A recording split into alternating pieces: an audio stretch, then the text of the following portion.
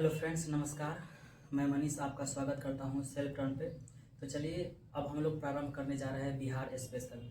जैसा कि आप लोगों को अच्छे तरीके से पता होगा कि बिहार से संबंधित जो भी एग्जामिनेशन होते हैं, जहां से जीके जीएस से प्रश्न आते हैं, वैसे एग्जामिनेशन में सफिशिएंट मात्रा में जो है बिहार स्पेशल से जोड़ करके कई प्रश्न पूछ लिए जाते हैं। कई बार होता क्या है कि बिहार स्पेशल को पाठ्यक्रम में शामिल नहीं किया जाता है, लेकिन फिर भी प्रश्न पूछ लिया जाता है। तो आपको ये बात अच्छी तरीके से ध्यान रखनी चाहिए कि आप जब नियुक्त होंगे तो बिहार में जो है आपको सेवा करने के लिए मिलेगा।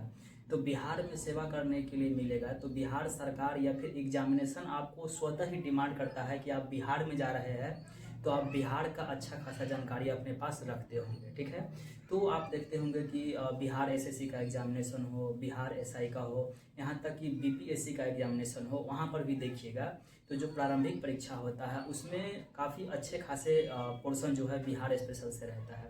ऐसे में बिहार स्पेशल को अच्छे से जानना बहुत ज़रूरी हो जाता है वैसे विद्यार्थियों के लिए जो बिहार का तैयारी कर रहे हैं, बिहार के एग्जामिनेशन की तैयारी कर रहे हैं। तो इसी उद्देश्य को ध्यान में रख के क्या होगा, तो धीरे धीरे करके जो है बिहार से संबंधित जितने भी कंसेप्ट हो सकते हैं, जितने भी फैक्ट्स हो सकते हैं, जितने भी टॉपिक और जितने भी पोर्शन हो सकते हैं, वो सारे वीडियो आप लोगों के लिए अपलोड किए जाएंगे, जहां से आप लोग अपने तैयारी को जो है एक सही दिशा दे सकते हैं और अपने कंटेंट को और बेहतर बना सकते हैं और कुछ सीख करके जो है अपने तैयारी को और मजबूत बनाने की ओर ले जा सकते हैं। तो चलिए हम लोग करते हैं स्टार्ट बिहार स्पेशल। ठीक है, थोड़ा सा कुछ बातें आप लोगों को बता देते हैं। बिहार स्पेशल में जो है कई पोर्शन हैं, जैसे एक बिहार की राज्य व्यवस्था हो जाएगी, बिहार की ज्योग्राफी, बिहार की हिस्ट्री, बिहार की इकोनॉमी हो जाएगी, करेंट अफेयर हो जाएगा। तो जो मेन टॉपिक है वो सारी टॉपिक की वीडियो आएंगी, लेकिन शुरुआत में जो है बिहार की राज्य व्यवस्था आप लोगों को पढ़ाएंगे, फिर बिहार की ज्योग्राफी, हिस्ट्री, इसी तरीके से इकोनॉमी और बिहार की जो कल्चर है उससे भी जोड़ करके बहुत सारे प्रश्न आते रहते हैं। तो वो सारी वीडियो आप लोगों के लिए बनाए जाएंगे धीरे धीरे करके। ठीक है, तो चलिए अब थोड़ा सा हम लोग समझ लेते हैं कि बिहार शब्द जैसे ही सुनते हैं तो बिहार का नाम बिहार कैसे पड़ा। सबसे पहला प्रश्न तो मन में यही उठना चाहिए, क्योंकि हम लोग बिहार पढ़ने जा रहे हैं और बिहारी है तो स्वाभाविक सा बात है कि पहले बिहार के बारे में तो हमें पता होनी चाहिए हर अच्छे तरीके से कि बिहार का नाम बिहार कैसे पड़ा। तो चलिए थोड़ा सा पहले हम लोग नामाकरण पढ़ लेते हैं, फिर आगे की जो बात है वो हम लोग देखेंगे। ठीक है, तो बिहार के नामाकरण में थोड़ा सा देख लिया जाए बिहार स्पेशल के अंतर्गत। तो दरअसल बात क्या है कि प्राचीन भारत के इतिहास में जब आप जाते हैं तो महात्मा बुद्ध के द्वारा क्या किया गया था, बौद्ध धर्म की स्थापना की गई थी। और बिहार में ही जो है वो बोध गया में क्या हुआ था, महात्मा बुद्ध को जो है ज्ञान की प्राप्ति हुई थी और धीरे धीरे करके वो अपने विचार का प्रसार जो है पूरे भारत में और यहाँ तक कि विदेशों में कर पाते हैं। लेकिन उनके देहांत होने के बाद क्या होता है, तो उनके अनुयायियों द्वारा, उनके शिष्यों द्वारा जो है उनके विचार को प्रसार किया जाता है, बौद्ध धर्म को फैलाया जाता है। और इसी में एक अनुयायी जो होता था वो बौद्ध भिक्षुक होता था। ठीक है, तो बौद्ध भिक्षुक क्या करता था, अलग अलग जगह पे भिक्षा मांगता था और भिक्षा मांग करके जो है बौद्ध धर्म के विचार को प्रसारित करता था। और लास्ट में जब रात्रि का समय होता था तो कहीं ना कहीं ठहरने की व्यवस्था होनी चाहिए, तो ठहरने का जो जगह होता था उसको बोला जाता था मठ। मठ को ही बोला जाता है बिहार। ठीक है, तो यही बिहार शब्द से जो है निकल के क्या आया, बिहार निकल करके आया है। तो पहला पॉइंट हम इसमें क्या लिखे हैं कि बौद्ध भिक्षुक के जो निवास स्थल है वो मठ या फिर क्या कहलाता है, बिहार कहलाता है। ठीक है, ये ध्यान रखना है, यानी यही बिहार से जो है हमारे बिहार शब्द जो है निकल कर के आया है। ठीक है, उसके बाद धीरे धीरे क्या होता है, प्राचीन काल का समय बीतता है और समय आता है मध्यकाल का। और मध्यकाल में जो है पूर्व मध्यकाल का जब समय आता है तो उस समय क्या होता है, वर्तमान के बिहार के क्षेत्र में जो है मठों की संख्या बहुत अधिक मात्रा में बढ़ जाती है। जगह जगह पे जो है अलग अलग जगह पे मठ दिखाई देते हैं, विहार दिखाई देते हैं। और इसी समय क्या होता है, तो भारत में जो है आप जानते होंगे कि मध्यकाल में ही क्या होता है, भारत में मुस्लिम शासकों का जो है आगमन होता है। और भारत में आगमन होता है तो इसके साथ साथ जो है बिहार में भी क्या होता है, मुस्लिम शासकों का आगमन होता है। जैसे आप लोग जानते होंगे कि सबसे पहला जो मुस्लिम शासक जो भारत में आया था वो बख्तियार खिलजी था। तो इसी तरीके के कई शासक जो है वो क्या होता है, भारत में एंट्री करता है और एंट्री करने के बाद देखता है कि बिहार में जो है, बिहार का क्षेत्र में बहुत अधिक मात्रा में मठ है। तो वो लोग इस क्षेत्र को जो है मठ अर्थात बिहार प्रदेश कह करके संबोधित करना स्टार्ट करता है, यानी बिहार का क्षेत्र है, मठों का क्षेत्र है, बिहार का क्षेत्र है, इस तरीके से कहना स्टार्ट करते हैं। और वही बाद में चल करके जो है यही बिहार क्या होता है, नाम परिवर्तित होकर इसका नाम क्या हो जाता है, बिहार हो जाता है। तो वही बात हम यहाँ पे लिखे है, पूर्व मध्यकाल में 12वीं 13वीं शताब्दी में जो है वर्तमान बिहार के क्षेत्र में जो है मठों की अधिकता थी, यानी मठों की संख्या ज़्यादा थी। और मुस्लिम या फिर तुर्क शासक का जब बिहार के क्षेत्र में एंट्री होता है तो इस क्षेत्र को जो है वो बिहार कह करके संबोधित करना यानी पुकारना स्टार्ट करते हैं। और उसके बाद यही कालांतर यानी बाद में चल करके जो है बिहार क्या बन जाता है, बिहार बन जाता है। लेकिन क्या केवल कह देने या फिर कोई हमको कह दिया उससे हम बात मान लेंगे, ऐसा तो नहीं हो सकता है। किसी भी चीज़ के लिए जो है एक ठोस प्रमाण होना आवश्यक है। जब तक ठोस प्रमाण नहीं होगा उसकी मौलिकता नहीं रह पाएगी। ठीक है, तो मिन्हाज उस सिराज का एक किताब है जिसका नाम क्या है, तबकात ए नासिरी। और इसी किताब में क्या होता है, सर्वप्रथम जो है 1203 ईस्वी में जो है इस क्षेत्र को लेकर के बिहार शब्द का पहली बार प्रयोग किया जाता है। और ये प्रश्न आया हुआ है एग्जामिनेशन में, तो आपको ध्यान रखनी चाहिए। बिहार शब्द का पहली बार प्रयोग 1203 ईस्वी में, उसके बाद कौन से पुस्तक में किया गया था, तो तबकात ए नासरी में। और उसके लेखक कौन है, मिन्हाज उस सिराज। लेकिन ये तो था विदेशी। एक और बिहारी है जिसका नाम है विद्यापति, आप लोग नाम सुने होंगे।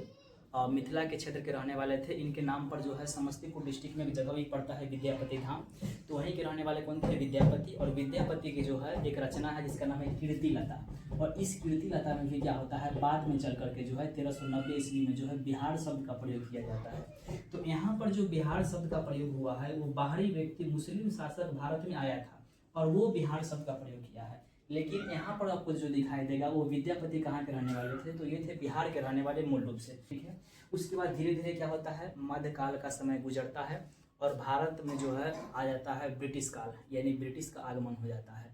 और भारत में आया तो स्वाभाविक सा बात है ये बिहार में जाएगा। तो जब ब्रिटिश काल था यानी आधुनिक समय में जो है बिहार किसके अधीन था, तो बिहार को जो है बंगाल के अधीन, बंगाल के अंडर में कर दिया गया था।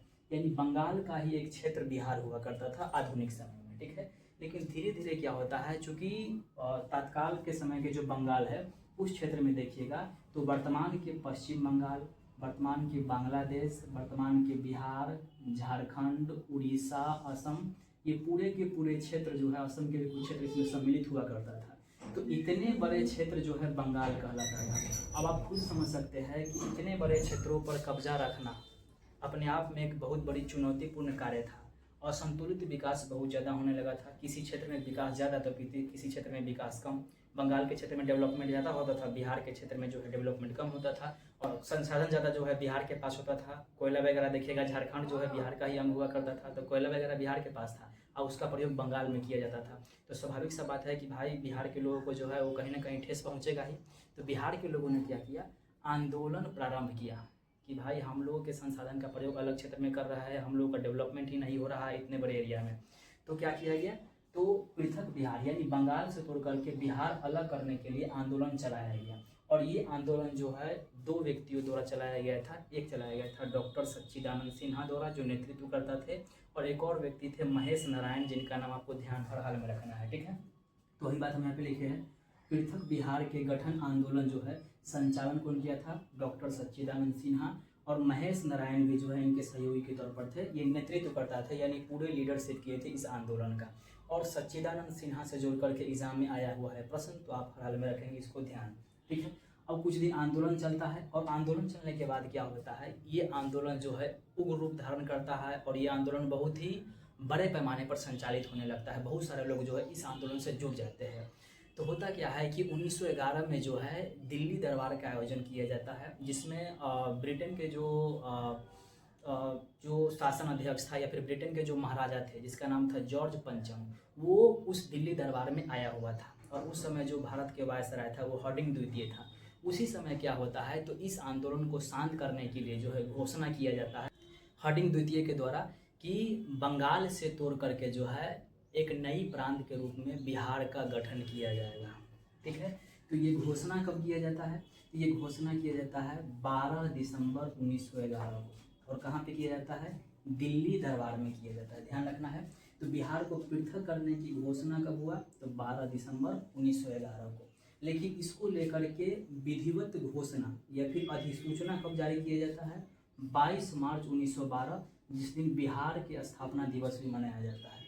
अब आप अंतर नहीं समझ पा रहे होंगे कि ये घोषणा, ये विधिवत घोषणा, ये अधिसूचना क्या होता है, आप अंतर नहीं कर पा रहे होंगे, तो थोड़ा सा बताते हैं। एग्जाम देने वाले दो तरह के व्यक्ति होता है। एक वैसा व्यक्ति होता है जो एग्ज़ाम दे करके आया, रिजल्ट अभी नहीं आया, लेकिन पूरा गांव में हल्ला कर देगा कि हमारा तो रिजल्ट हो रहा है, इस बार हमारा नौकरी हो जाएगा, तो बिना रिजल्ट हुए घोषणा कर दिया, तो उसको बोला गया पृथक करने की घोषणा।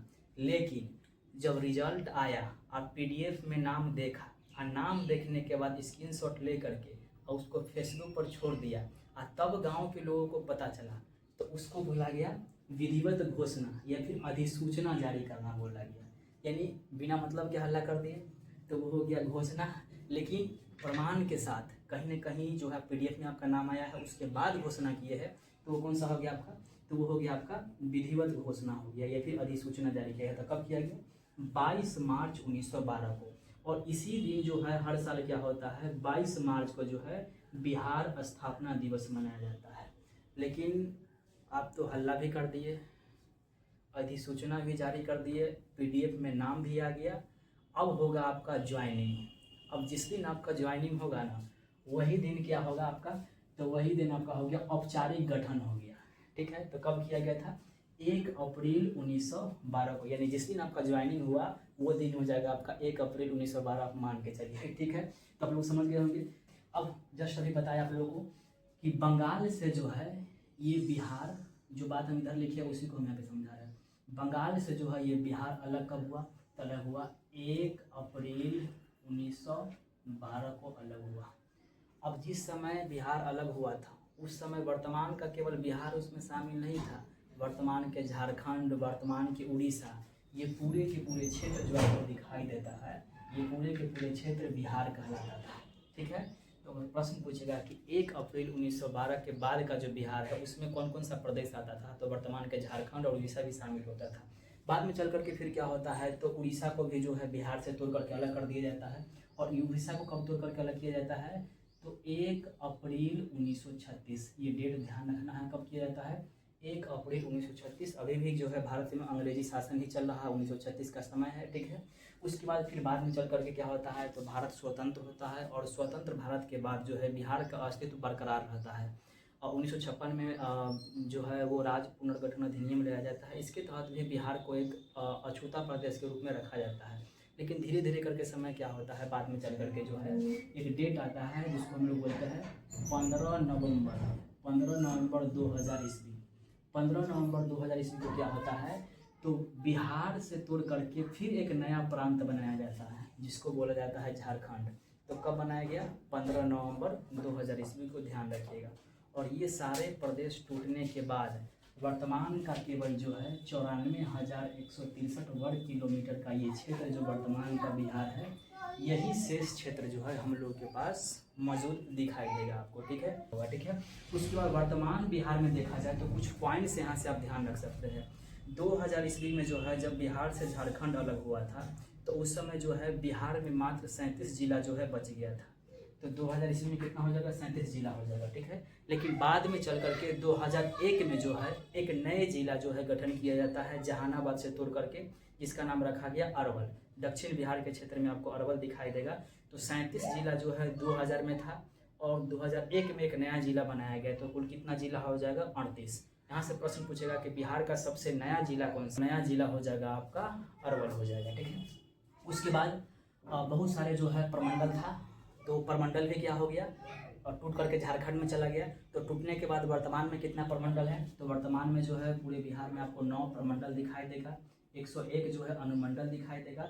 और लोकसभा का क्षेत्र देखिएगा तो बिहार में आपको 40 जो है लोकसभा का क्षेत्र दिखाई देगा, जिसमें से SC के लिए जो है कितनी सीटें, 6 सीटें जो है आपको आरक्षित दिखाई देगी। यानी 40 जो है लोकसभा क्षेत्र पूरे बिहार में है, 6 सीट जो है SC यानी अनुसूचित जाति के लिए आरक्षित किया गया है। जैसे आप हाजीपुर लोकसभा क्षेत्र देख सकते हैं, वो भी SC के लिए आरक्षित क्षेत्र हो जाएगा। ठीक है, लेकिन ST के लिए जो है लोकसभा में बिहार में कोई भी आरक्षित सीटें नहीं है। ठीक है, तो ये ध्यान रखना है। उसके बाद राज्यसभा में जो है कितने सीटें हैं बिहार में, तो हो जाएगा आपका 16 सीटें हो जाएगी। ठीक है, तो उम्मीद है, आशा है कि आप ये पूरे कंसेप्ट को पूरे जो प्राचीन काल, आधुनिक काल से होते हुए, मध्यकाल से होते हुए, आधुनिक काल को होते हुए वर्तमान समय में बिहार कैसे कैसे परिवर्तित होकर के वर्तमान रूप में आया है और वर्तमान में किस रूप में जो है संचालित हो रहा है, ये सारी चीज़ें आप अच्छे तरीके से समझे होंगे। तो इसी के साथ आप सभी को बहुत बहुत शुक्रिया, थैंक यू, धन्यवाद।